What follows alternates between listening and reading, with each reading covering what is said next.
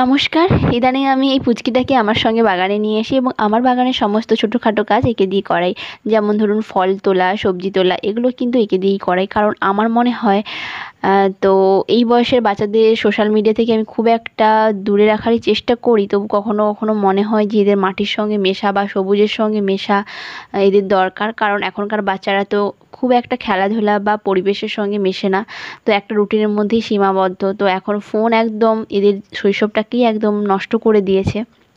তো আপনারা তো নিশ্চয়ই জানেন যে সবুজ কতটা আমাদের মনের শান্তি দেয়, তো চোখের শান্তি দেয়। সবুজ প্রকৃতির সান্নিধ্যে থাকলে মন এবং মানসিক চাপ থেকে দূরে থাকা যায়, মন শান্ত রাখা যায়, মানসিক চাপ কমে। তাই প্রকৃতির সান্নিধ্যে থাকলে মন এবং শরীর দুই ভালো থাকে।